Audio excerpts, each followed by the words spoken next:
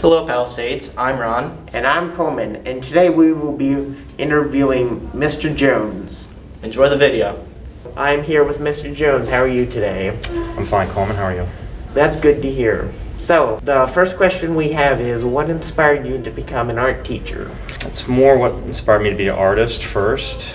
I always had I could say a knack for it, something I always gravitated towards. I had affinity for it, and I was always pretty decent at it, so, decided to get into the arts. I went to college for art, and then later got more into education and became an art teacher.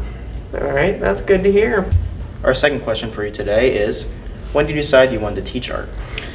Well, out of graduate school, I kind of just taught some continuing education classes for some adults, and I started enjoying teaching and sharing what I learned and what I know, and I wanted to make sure I could teach art and help students accomplish what they needed to accomplish and the goals they needed to set. So I actually liked teaching the things that I learned and imparting that to my students, and then actually went back to get a K through 12 certification so I could teach through the state of Pennsylvania.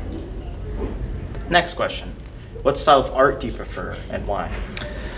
Again, I always tend to I'm more into, I guess, I wouldn't say, it's kind of realism, it's convincing, but it's not necessarily photorealism.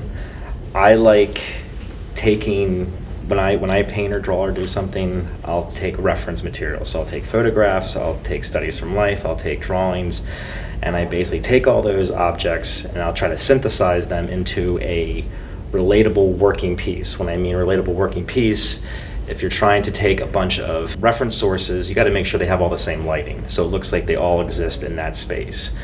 So that's one of the hardest things, is trying to get your reference to match up and to know certain rules of art and know what needs to go where when you're completing this stuff. Realism, in a sense, when I'm creating something out of multiple things, like creating one thing out of multiple things. Again, I also like a lot of illustration. I like some of the simplistic, very graphic nature of things, meaning just like flat color and just real simplicity. So I kind of walk in this world of, I like some things that are simple and I like some things that are more complex, and then trying to... Do you like to illustrate animals, and which animals do you use as a reference? I do. I like to illustrate animals, and I have absolutely no particular bias for one particular animal or another. I like to draw wings, because I feel like wings are very, very complicated and they're challenging. But another thing that I like is I like repetition, and wings have a lot of repetition with the way that the feathers are kind of stacked and layered and alternated, and I think they're a really cool element. I like drawing monkeys a lot, and I've drawn a lot of dogs. I've done a lot of dog portraits too. So probably dogs, monkeys, and wings, and horses. Yeah, I'll do horses. Cool. But I'll do anything. I don't discriminate when it comes to animals. It's pretty neat. And the final question for Mr. Jones today.